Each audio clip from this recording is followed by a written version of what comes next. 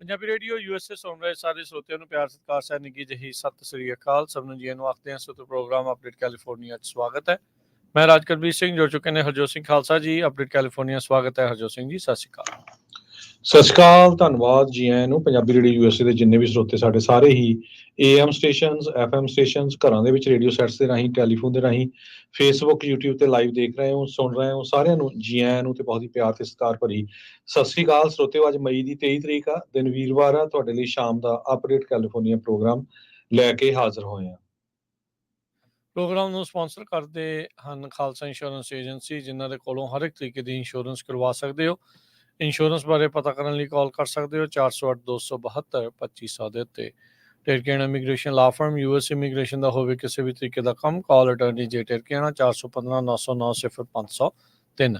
Gurbachan Singh Nagra Sacramento, Harinder ਪੀਨ ਸੈਨ ਹੋਜ਼ੇ, Manjeet Singh Fremont, Sarabjit Singh Kulwinder Kaur ਧੂਤ, Surjit Chahal Yuba city, Gurdev Singh Sohal ਐਂਟੀਲੋਪ, Sarabjit Singh ਐਲਕੋ ਨਵਾਡਾ, Kamaljit Singh ਦੌਲਤਪੁਰੀਆ, ਮਨਟੀਕਾ, Karnail Singh Randhawa, ਟਰਲੌਕ। ਇਹਨਾਂ ਸਾਰਿਆਂ ਦਾ ਧੰਨਵਾਦ। ਜੇ ਤੁਸੀਂ ਵੀ ਇਸ ਪ੍ਰੋਗਰਾਮ ਨੂੰ ਸਪਾਂਸਰ ਕਰਨਾ ਚਾਹੁੰਦੇ ਹੋ, ਸੰਪਰਕ ਕਰ ਸਕਦੇ ਹੋ 408-722-7698 ਦੇ ਉੱਤੇ। ਅੱਜ ਦੀਆਂ ਖਬਰਾਂ ਵੱਲ ਆਈਏ ਤੇ ਅੱਜ ਕਈ ਯੂਨੀਵਰਸਿਟੀਆਂ ਦੇ ਜਿਹੜੇ ਚਾਂਸਲਰ ਸੀ ਉਹਨਾਂ ਦੀ ਹੀਅਰਿੰਗ ਹੋਈ ਸੀਗੀ।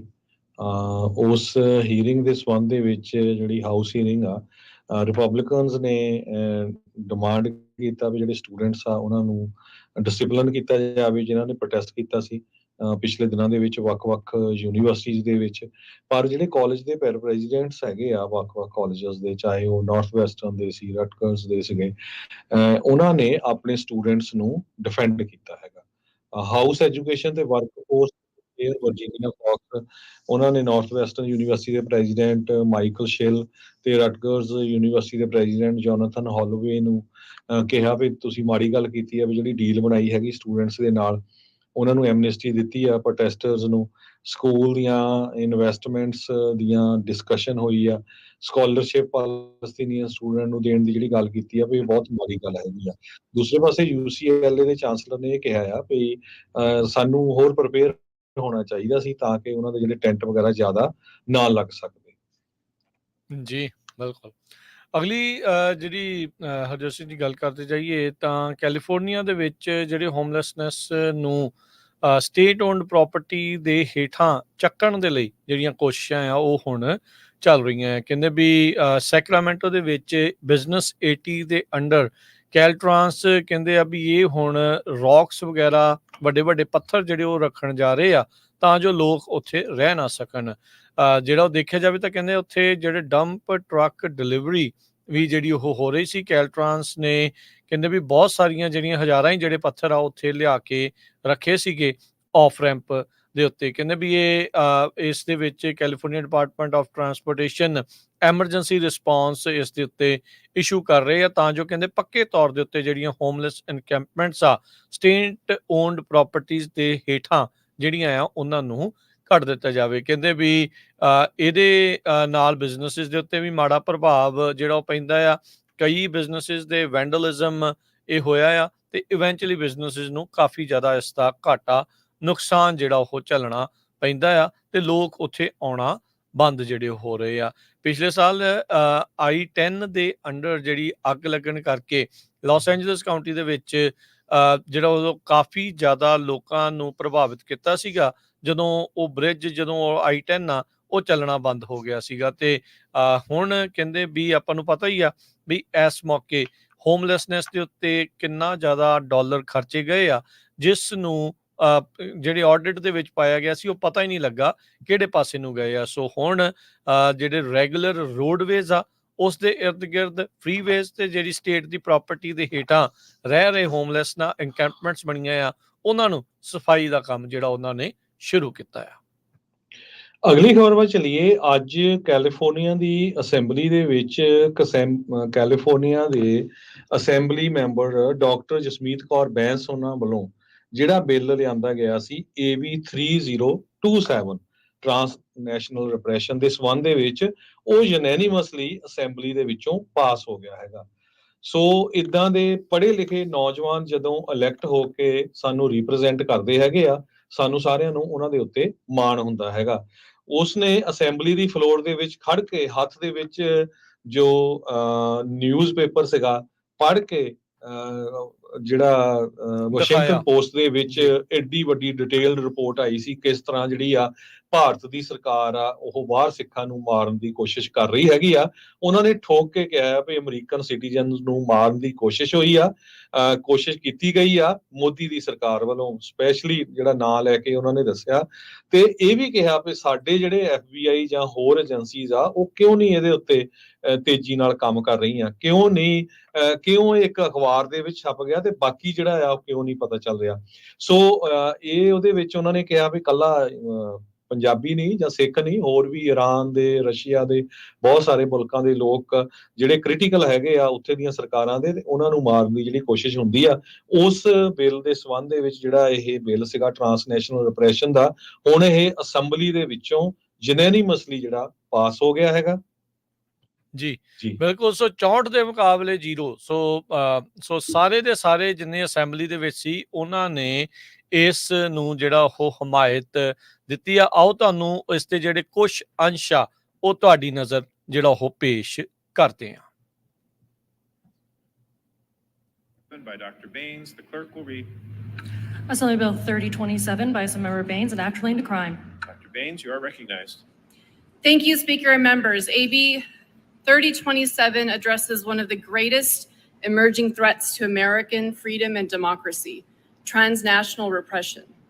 Neither state nor federal law recognizes transnational repression, despite its increasingly common use by foreign governments to prevent the exercise of human rights and free expression by diaspora and exile communities living in the United States. Transnational repression can take many forms, but in all cases, it is designed to intimidate, silence, coerce, harass, or harm the chosen targets of foreign governments. By definition, employing transnational repression against a person residing in the United States is a violation of our nation's sovereignty, yet there are numerous recent examples of this happening by governments considered both hostile and ally to the United States. Russia attempted to employ Interpol to coerce the United States into illegally deporting a Russian national living in California for the crime of free speech. Iran attempted to kidnap a journalist critical of the Iranian government living in New York City. And the Indian government successfully assassinating a Sikh leader critical of their government living in Canada. State actors like Iran, Russia, and India do not care about our constitutional freedoms. They seek to silence dissidents, erase criticism, and even murder their critics. I ask for permission to show a prop. Permission granted. A few weeks ago, this headlines on the front page of Washington Post stating the fact that the Indian government paid and attempted to assassinate U.S. citizens right here. The incredible investigative journalists at the Washington Post have shined the brightest light yet on Prime Minister Modi's campaign to silence North American Sikhs, substantiating all of the accusations Prime Minister Trudeau leveled against the Indian government, and even naming the high-ranking Indian government official in charge of directing assassinations in Canada and the US. But my question is why? Why am I reading about this in the Washington Post and not in the FBI or Homeland Security report? US ally or not, India and other foreign governments violating our national sovereignty must be held accountable and called out. We need Congress to lead by passing bills on transnational repression like the one authored by our Representative Adam Schiff, but as the home to so many ethnic groups that are forced to flee their home countries, California has an important role to play as well. AB 3027 represents a historic first step and first in the nation toward California recognizing the dangers of transnational repression while providing law enforcement with the training they need to protect the freedoms of all Californians. This bill does three simple things. It defines transnational repression in law, creating a foundation for an organized response. It requires the Office of Emergency Services to work with the Commission of Peace Officer Standards and Trainings to help our local law enforcement recognize and use best practices to respond to transnational repression. And it sets the state policy to protect Californians from transnational repression and hold foreign governments accountable. The United States, and especially California, should be a haven to anyone who has fled persecution in search of a safer home. The refugee, exile, and diaspora communities we have welcomed into our state deserve to know that we will support them and protect them as they exercise their rights as Californians. AB 3027 sends a very clear message that when you are here in California, we have your back. Thank you, Dr. Baines. With that, the clerk will open the roll. All those vote who desire to vote. All those vote who desire to vote. All those vote who desire to vote. We'll close the roll and tally the votes. Ayes 65, no 0. Measure passes. ਸੋ ਜਿੱਦਾਂ ਤਾਂ ਤੁਸੀਂ ਜਿਹੜਾ ਆ ਉਹ ਸੁਣ ਸਕਦੇ ਆ ਵੀ 64 ਦੇ ਮੁਕਾਬਲੇ 0 ਦੇ ਮੁਕਾਬਲੇ ਜਿਹੜੀਆਂ 64 ਵੋਟਾਂ ਆ ਉਹ ਇਸ ਦੇ ਹੱਕ ਦੇ ਵਿੱਚ ਪਈਆਂ। ਇੱਕ ਵੀ ਵੋਟ ਜਿਹੜੀ ਇਸ ਦੇ ਉਲਟ ਨਹੀਂ ਪਈ ਤੇ ਇਹ ਜਿਹੜਾ ਸਰਬਸੰਮਤੀ ਦੇ ਨਾਲ ਬਿੱਲ ਪਾਸ ਹੋ ਗਿਆ। ਕਈ ਜਿਹੜੇ ਉੱਥੇ ਮੌਜੂਦ ਨਹੀਂ ਸੀਗੇ, ਜਿਹੜੇ ਕੁਝ ਜਿਹੜੇ ਅਸੈਂਬਲੀ ਮੈਂਬਰ ਆ ਆਪਾਂ ਕਹਿ ਸਕਦੇ ਆ। ਹੁਣ ਇਸ ਤੋਂ ਬਾਅਦ ਦੇ ਵਿੱਚ ਹਰਜੋਤ ਸਿੰਘ ਜੀ ਜਿਹੜੀ ਅਗਲੀ ਕੜੀ ਇਸ ਦੀ ਸੈਨੇਟ ਦੀ ਕਮੇਟੀ ਦੇ ਵਿੱਚ ਜਾਣਾ ਤੇ ਫਿਰ ਉਸ ਤੋਂ ਉਪਰੰਤ ਜਿਹੜਾ ਇਸਨੇ ਸੈਨੇਟ ਦੇ ਵਿੱਚ ਜਿਹੜਾ ਉਹ ਪਾਸ ਹੋਣਾ, ਜੇ ਅਮੈਂਡਮੈਂਟਸ ਹੋਣੀਆਂ ਉਹ ਹੋਣਾ। ਸੋ ਕਹਿ ਸਕਦੇ ਹਾਂ ਵੀ ਇਸ ਬਿੱਲ ਦਾ 1/3 ਰਾਹ ਜਿਹੜਾ ਉਹ ਪੂਰਾ ਹੋਇਆ ਆ। ਅਜੇ 2 ਜਿਹੜੀਆਂ ਹੋਰ ਇਹਨੂੰ ਪੌੜੀਆਂ ਚੜ੍ਹਦੀਆਂ ਜਿਹੜੀਆਂ ਉਹ ਬਾਕੀ ਆ, ਸੈਨੇਟ 'ਚ ਪਾਸ ਹੋਣਾ ਤੇ ਫਿਰ ਗਵਰਨਰ ਦੇ ਜਿਹੜੇ ਇਸ ਦੇ ਵਿੱਚ ਸਾਈਨ ਹੋਣੇ। ਦੇਖ ਸਕਦੇ ਆ, ਜਿਨ੍ਹਾਂ ਨੇ ਦੇਖਿਆ ਜਾਂ ਸੁਣਿਆ ਆ ਉਹਨਾਂ ਨੂੰ ਦੱਸ ਜਾਈਏ ਕੁਛ ਹੀ ਸਕਿੰਟਾਂ ਦੇ ਵਿੱਚ ਜਿਹੜੀ ਉਹ ਵੋਟਿੰਗ ਦੇ ਵਿੱਚ ਸਾਰਿਆਂ ਨੇ ਜਿਹੜੀ ਵੋਟ ਪਾ ਕੇ ਇਸ ਨੂੰ ਸਰਬਸੰਮਤੀ ਦੇ ਨਾਲ ਜਿਹੜਾ ਉਹ ਪਾਸ ਕਰ ਦਿੱਤਾ। ਜਿੱਦਾਂ ਡਾਕਟਰ ਜਸਮੀਤ ਬੈਂਸ ਦੱਸ ਰਹੇ ਸੀ ਵੀ ਜੋ ਟਰੂਡੋ ਹੋਣਾ ਨੇ ਦੋਸ਼ ਲਾਏ ਸੀ ਸਿੱਖਾਂ ਦੇ ਉੱਤੇ ਜਿਹੜੇ ਕਤਲੋਗਾਰਤ ਕਰਨ ਦੇ ਮੋਦੀ ਹੋਣਾ ਦੇ ਉੱਤੇ, ਉਹੀ ਕੁਛ ਜਿਹੜੇ ਆ ਇੱਥੇ ਅਮਰੀਕਾ 'ਚ ਹੋ ਰਿਹਾ ਆ।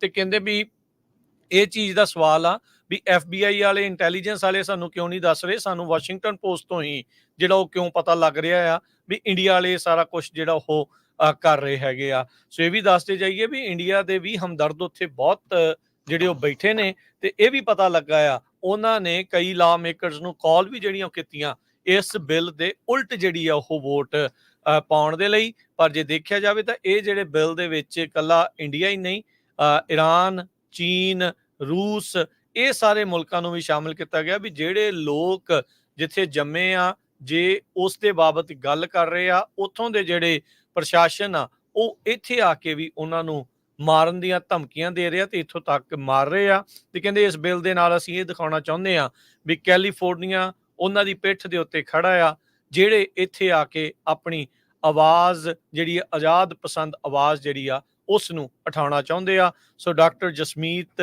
ਬੈਂਸ ਦਾ ਬਹੁਤ ਧੰਨਵਾਦ ਆ ਜਿਨ੍ਹਾਂ ਨੇ ਇਸ ਬਿੱਲ ਨੂੰ ਇਹ ਵੀ ਜਿਹੜਾ 3027 ਉਸ ਨੂੰ ਲੈ ਕੇ ਆਂਦਾ ਤੇ ਅੱਜ ਜਿਹੜਾ ਸਰਬਸੰਮਤੀ ਦੇ ਨਾਲ ਇੱਥੇ ਅਸੈਂਬਲੀ 'ਚ, ਕੈਲੀਫੋਰਨੀਆ ਦੀ ਅਸੈਂਬਲੀ 'ਚ ਪਾਸ ਹੋਇਆ ਹੈਗਾ। ਸੋ ਬਹੁਤ ਸਾਰੇ ਲੋਕਾਂ ਨੂੰ ਇਹ ਪਤਾ ਨਹੀਂ ਹੋਊਗਾ ਵੀ ਬਿੱਲ ਦਾ ਮਤਲਬ ਕੀ ਹੋਊਗਾ। ਇਹਦਾ ਮਤਲਬ ਇਹ ਹੋਣਾ ਆ ਵੀ ਇਹ ਸਪੈਸੀਫਾਈ ਕਰੂਗਾ ਵੀ ਇਹ ਪਾਲਿਸੀ ਆ ਸਟੇਟ ਦੀ ਕ੍ਰਿਮੀਨਲ ਪ੍ਰੋਸੀਕਿਊਸ਼ਨ ਲੈ ਕੇ ਆਵਾਂਗੇ ਉਹਨਾਂ ਸਰਕਾਰਾਂ ਦੇ ਉਲਟ, ਉਹਨਾਂ ਲੋਕਾਂ ਦੇ ਉਲਟ ਜਿਹੜੇ ਟਰਾਂਸਨੈਸ਼ਨਲ ਰਿਪਰੈਸ਼ਨ ਕਰਦੇ ਹੈਗੇ ਆ। ਸੋ ਬਹੁਤ ਵਧੀਆ ਬਿੱਲ ਇਹ ਲੈ ਕੇ ਆਏ ਸੀ। ਸੋ ਅਸੈਂਬਲੀ 'ਚ ਪਾਸ ਹੋ ਗਿਆ, ਹੁਣ ਸੈਨੇਟ 'ਚ ਜਾਊਗਾ, ਉਹ ਤੋਂ ਬਾਅਦ ਗਵਰਨਰ ਦੇ ਅੱਗੇ ਇਹ ਬਿੱਲ ਜਾਣਾ ਹੈਗਾ। ਸਾਨੂੰ ਸਾਰਿਆਂ ਨੂੰ ਡਾਕਟਰ ਜਸਮੀਤ ਕੌਰ ਬੈਂਸ ਉਹਨਾਂ ਦਾ ਬਹੁਤ-ਬਹੁਤ ਧੰਨਵਾਦ ਕਰਨਾ ਚਾਹੀਦਾ। ਉਹ ਕੈਲੀਫੋਰਨੀਆ ਦੇ ਲੋਕਾਂ ਦੇ ਲਈ, ਅਮਰੀਕਨ ਲੋਕਾਂ ਦੇ ਲਈ ਖੜੇ ਆ ਤੇ ਪੂਰੀ ਤਰ੍ਹਾਂ ਉਹਨਾਂ ਨੇ ਮੋਦੀ ਦਾ ਜਿਹੜਾ ਜਲੂਸ ਆ ਉਹ ਕੈਲੀਫੋਰਨੀਆ ਦੀ ਅਸੈਂਬਲੀ ਦੇ ਵਿੱਚ ਕੱਢਿਆ ਹੈਗਾ। ਬਿਲਕੁਲ ਜੀ, ਨਾਂ ਲੈ ਕੇ ਜਿਹੜਾ ਆ ਉਹਨਾਂ ਨੇ ਸ਼ਰੇਆਮ ਮੋਦੀ ਦਾ ਜਿਹੜਾ ਉਹ ਜ਼ਿਕਰ ਇਸ ਦੇ ਵਿੱਚ ਕੀਤਾ। ਸੋ ਇਸ ਬਿੱਲ ਦੇ ਨਾਲ ਜਿਹੜੀ office of emergency services Cal OES ਆ, ਉਹਨਾਂ ਨੂੰ ਸਪੈਸ਼ਲ ਟ੍ਰੇਨਿੰਗ ਦਿੱਤੀ ਜਾਣੀ ਆ ਵੀ ਟ੍ਰਾਂਸਨੈਸ਼ਨਲ ਰਿਪਰੈਸ਼ਨ ਨੂੰ ਰੈਕੋਗਨਾਈਜ਼ ਕਿੱਦਾਂ ਕਰਨਾ ਆ, ਵੀ ਜੇ ਤੁਹਾਨੂੰ ਕੋਈ ਦੱਸਦਾ ਹੈ ਉਹਦਾ ਪਛਾਣ ਕਿੱਦਾਂ ਕਰਨੀ ਆ ਤੇ ਉਹਦੀ ਰਿਸਪੌਂਸ ਜਿਹੜਾ ਉਹ ਤੁਸੀਂ ਕਿੱਦਾਂ ਇਸ ਦੇ ਵਿੱਚ ਜਿਹੜਾ ਉਹ ਦੇਣਾ ਆ। ਸੋ ਕਈ ਭਾਗ ਨੇ ਇਸ ਜਿਹੜੇ ਉਹ ਬਿੱਲ ਦੇ ਤੇ ਜਿਹੜੇ ਉਹਨਾਂ ਨੇ ਨਾਲ ਇਹ ਵੀ ਗੱਲ ਕੀਤੀ ਵੀ ਜਿਹੜੇ ਐਡਮ ਸ਼ਿਫ ਉਹਨਾਂ ਨੇ ਇੱਕ ਹੋਰ ਬਿੱਲ ਨੈਸ਼ਨਲ ਪੱਧਰ ਦੇ ਉੱਤੇ ਲਿਆਂਦਾ ਆ ਵੀ ਉਸ ਦਾ ਵੀ ਜਿਹੜਾ ਸਮਰਥਨ ਹੋਣਾ ਚਾਹੀਦਾ, ਜਿਹੜਾ ਟ੍ਰਾਂਸਨੈਸ਼ਨਲ ਰਿਪਰੈਸ਼ਨ ਦੇ ਉਲਟ ਹੈਗਾ ਆ। ਤੇ ਕੈਲੀਫੋਰਨੀਆ ਪਹਿਲਾ ਸੂਬਾ ਬਣੇਗਾ ਜੇ ਇੱਥੇ ਇਹ ਬਿੱਲ ਸਾਈਨ ਹੋ ਕੇ ਲਾਅ ਦੇ ਵਿੱਚ ਬਣ ਜਾਂਦਾ ਆ ਤੇ ਪਹਿਲੀ ਜਿਹੜੀ ਹਰਡਲ ਆ ਉਹ ਇਸ ਦੀ ਕ੍ਰਾਸ ਕਹਿ ਸਕਦੇ ਆ ਹੋਈ ਆ, ਅਸੈਂਬਲੀ ਦੇ ਵਿੱਚ ਸਰਬਸੰਮਤੀ ਦੇ ਨਾਲ ਪਾਸ ਹੋਇਆ ਆ।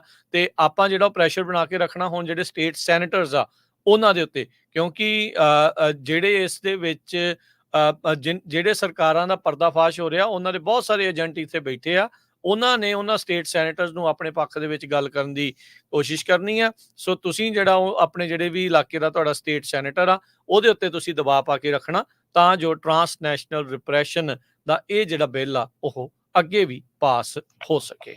ਜੀ, ਅਗਲੀ ਖਬਰ ਵੱਲ ਚਲੀਏ। ਜਿਹੜਾ ਕੈਲੀਫੋਰਨੀਆ ਦੇ ਵਿੱਚ ਵਾਲਮਾਰਟ ਕਹਿੰਦੇ ਵੀ 600 ਦੇ ਕਰੀਬ ਜੌਬਸ ਨੂੰ ਘੱਟ ਕਰਨ ਜਾ ਰਿਹਾ ਹੈਗਾ। EDT ਦੀ ਇਨਫੋਰਮੇਸ਼ਨ ਦੇ ਮੁਤਾਬਕ 180 ਦੇ ਕਰੀਬ ਜਿਹੜੀਆਂ ਜੌਬਸ ਵਾਲਮਾਰਟ ਦੇ ਸੰਨੀਵਿਲ ਆਫਿਸ ਦੇ ਵਿੱਚ ਵੈਸਟ ਕੈਲੀਫੋਰਨੀਆ ਐਵਨਿਊ ਦੇ ਉੱਤੇ, 388 ਜੌਬ ਜਿਹੜੀਆਂ 850 ਚੈਰੀ ਐਵਨਿਊ ਸੈਨ ਬਰੂਨੋ ਦੇ ਵਿੱਚ ਹੈਗਾ, ਉਹਨਾਂ ਨੂੰ ਕੱਟ ਕਰਨ ਜਾ ਰਿਹਾ। ਇਹ ਲੇ ਆਫਸ ਅਗਸਤ 9 ਤੋਂ ਸ਼ੁਰੂ ਹੋ ਜਾਣਗੀਆਂ। ਸੋ ਵੱਡੀਆਂ ਕਾਰਪੋਰੇਸ਼ਨਸ ਲੇ ਆਫ ਕਰ ਰਹੀਆਂ। ਈਵਨ ਹੁਣ ਦੇਖੋ ਵਾਲਮਾਰਟ ਵਾਲੀਆਂ ਨੇ ਵੀ ਇਹ 600 ਦੇ ਕਰੀਬ, ਮੋਸਟਲੀ ਇਹ ਪ੍ਰੋਫੈਸ਼ਨਲ ਜੌਬਾਂ ਹੈਗੀਆਂ ਉਹਨਾਂ ਦੇ ਆਫਿਸਿਸ ਵਾਲੀਆਂ, ਜਿਹੜੀਆਂ ਰੀਟੇਲ ਵਾਲੀਆਂ ਸਟੋਰਾਂ ਵਾਲੀਆਂ ਉਹ ਜੌਬਸ ਨਹੀਂ ਹੈਗੀਆਂ। ਜੀ ਬਿਲਕੁਲ। ਤੇ ਅਗਲੀਆਂ ਜਿਹੜੀਆਂ ਹੋਰ ਖਬਰਾਂ ਦੇ ਵੱਲ ਹਰਜੋਤ ਸਿੰਘ ਜੀ ਨਜ਼ਰ ਮਾਰਦੇ ਜਿਹੜਾ ਜਾਈਏ, ਕੈਲੀਫੋਰਨੀਆ ਦੀ ਸਟੇਟ ਨੇ ਸੈਨੇਟ ਨੇ 3 ਜਿਹੜੇ ਬਿੱਲ ਰੈਪਰੇਸ਼ਨਸ ਦੇ ਨਾਲ ਸੰਬੰਧਿਤ ਆ ਉਹਨਾਂ ਨੂੰ ਵੀ ਪਾਸ ਕਰ ਦਿੱਤਾ। ਕਹਿੰਦੇ ਉਸ ਤੋਂ ਪਹਿਲਾਂ ਉਹਨਾਂ ਨੇ ਸਲੇਵਰੀ ਦੇ ਲਈ ਮਾਫੀ ਮੰਗੀ ਤੇ ਨਾਲ ਹੀ ਜਿਹੜਾ ਉਹ ਇਹ ਕਿਹਾ ਵੀ ਇੱਕ ਬਿੱਲ ਦੇ ਵਿੱਚ ਇਹ ਵੀ ਗੱਲ ਸੀਗੀ ਵੀ ਉਹਨਾਂ ਪਰਿਵਾਰਾਂ ਨੂੰ ਪੇ ਕੀਤਾ ਜਾਵੇ ਜਿਨ੍ਹਾਂ ਦੀ ਪ੍ਰਾਪਰਟੀ ਉਸ ਟਾਈਮ ਦੇ ਉੱਤੇ ਸੀਜ਼ ਕਰ ਲਈ ਗਈ ਸੀਗੀ ਰੇਸ ਬੇਸ ਐਮੀਨੈਂਟ ਡੋਮੇਨ ਦੇ ਦੌਰਾਨ। ਕੈਲੀਫੋਰਨੀਆ ਸਟੇਟ ਸੈਨੇਟ ਨੇ ਇਹ ਜਿਹੜੇ 3 ਬਿੱਲ ਆ ਉਹ ਪਾਸ ਕੀਤੇ ਹੈਗੇ ਆ। ਦਰਜਨ ਤੋਂ ਵੱਧ ਰੈਪਰੇਸ਼ਨ ਦੇ ਬਿੱਲ ਜਿਹੜੇ ਪ੍ਰਪੋਜ਼ ਕੀਤੇ ਗਏ ਸੀ ਕੈਲੀਫੋਰਨੀਆ ਦੀ ਜਿਹੜੀ ਲੈਜਿਸਲੇਟਿਵ ਬਲੈਕ ਕਾਕਸ ਆ ਉਸ ਦੇ ਵੱਲੋਂ ਇਸ ਸਾਲ ਦੇ ਵਿੱਚ। ਸੋ ਕਹਿੰਦੇ ਵੀ ਇਸ ਬਿੱਲ ਦੇ ਵਿੱਚ ਇੱਕ ਬਿੱਲ ਇਹ ਵੀ ਸੀਗਾ ਜਿਸ ਦੇ ਵਿੱਚ ਕਾਲੇ ਮੂਲ ਦੇ ਕੈਲੀਫੋਰਨੀਅਨਸ ਤੋਂ ਜਿਹੜੀ ਉਹ ਮਾਫੀ ਅਪੋਲੋਜੀ ਜਿਹੜੀ ਆ ਉਹਨਾਂ ਨੂੰ ਇਸ਼ੂ ਜਿਹੜੀ ਉਹ ਕੀਤੀ ਜਾਵੇ ਤੇ ਨਾਲ ਦੇ ਨਾਲ ਜਿਹੜਾ ਸੂਬੇ ਦਾ ਉਸ ਦੇ ਦੌਰਾਨ ਰੋਲ ਰਿਹਾ ਆ, ਜਿਹੜੀਆਂ ਪ੍ਰੈਕਟਿਸਿਸ ਉਹਨਾਂ ਨੇ ਕਾਲੇ ਮੂਲ ਦੇ ਲੋਕਾਂ ਦੇ ਉਲਟ ਕੀਤੀਆਂ ਆ ਉਸ ਨੂੰ ਜਿਹੜਾ ਉਹ ਲੈ ਕੇ। ਸੋ ਹੁਣ ਕੈਲੀਫੋਰਨੀਆ ਸਟੇਟ ਅਸੈਂਬਲੀ ਦੇ ਵਿੱਚ ਇਹ ਜਿਹੜਾ ਬਿੱਲ ਅੱਗੇ ਜਾਵੇਗਾ ਪਾਸ ਹੋਣ ਦੇ ਲਈ। ਤੇ ਆਪਾਂ ਸਟਾਕ ਮਾਰਕੀਟ ਦੀ ਗੱਲ ਕਰਦੇ ਜਾਈਏ। ਜੀ ਹਰਜੋਤ ਸਿੰਘ ਜੀ, ਜਾਂਦੇ ਜੇ ਸਟਾਕ ਦੇ ਗੱਲ ਕਰਦੇ ਜਾਈਏ ਤਾਂ ਅੱਜ ਕਹਿੰਦੇ ਆ ਵੀ ਬਲੱਡ ਬਾਥ ਓਵਰਆਲ ਡਾਓ ਜੋਨ ਦੇ ਵਿੱਚ ਰਿਹਾ 606 ਪੁਆਇੰਟ ਦੀ ਗਿਰਾਵਟ ਦਰਜ ਹੋਈ, 1.5% ਤੋਂ ਵੱਧ 39,065 ਦੇ ਉੱਤੇ ਮਾਰਕੀਟ ਬੰਦ ਹੋਈ। S&P 39 ਪੁਆਇੰਟ ਘਟ ਕੇ 5268 ਦੇ ਉੱਤੇ, ਨੈਸਡੈਕ 66 ਪੁਆਇੰਟ ਘਟ ਕੇ 16,736 ਦੇ ਬੰਦ ਹੋਇਆ। ਸੋਨੇ ਦਾ ਭਾਅ $2331 ਪ੍ਰਤੀ ਆਉਂਸ, ਕੱਚੇ ਤੇਲ ਦੀ ਕੀਮਤ $77 ਪ੍ਰਤੀ ਬੈਰਲ ਰਹੀ। 10 ਈਅਰ ਯੀਲਡ 4.46%। ਕ੍ਰਿਪਟੋ ਕਰੰਸੀ ਦੇ ਵਿੱਚ ਬਿਟਕੋਇਨ 67,826 ਤੇ ਇਥੀਰੀਅਮ 3808 US ਡਾਲਰ ਦੇ ਬਰਾਬਰ ਚੱਲ ਰਿਹਾ ਆ। $1 US ਦੇ ਬਰਾਬਰ ਇੰਡੀਆ ਦੇ 83 ਰੁਪਏ ਤੇ 27 ਪੈਸੇ ਰਹੇ ਆ। $1 US ਦੇ ਬਰਾਬਰ ਪਾਕਿਸਤਾਨ ਦੇ 278 ਰੁਪਏ ਤੇ 55 ਪੈਸੇ। $1 US ਦੇ ਬਰਾਬਰ ਕੈਨੇਡਾ ਦੇ $1 ਤੇ 37 ਸੈਂਟ। ਜੀ ਇੱਥੇ ਪ੍ਰੋਗਰਾਮ ਦੀ ਸਮਾਪਤੀ। ਮੇਰੇ ਰਾਜਕਨਵੀਰ ਸਿੰਘ ਵੱਲੋਂ, ਹਰਜੋਤ ਸਿੰਘ ਵੱਲੋਂ ਤੁਹਾਨੂੰ ਸਭ ਨੂੰ ਪਿਆਰ ਸਤਿਕਾਰ ਸਹਿਣਗੀ ਜਹੀ ਸਤਿ ਸ੍ਰੀ ਅਕਾਲ। ਅਕਾਲ। ਜਿਉਂਦੇ ਵਾਸਤੇ ਰਹੋ, ਹੱਸਦੇ ਖੇਡਦੇ ਰਹੋ, ਸੁਣਦੇ ਰਹੋ, ਦੇਖਦੇ ਰਹੋ ਪੰਜਾਬੀ ਰੇਡੀਓ USA।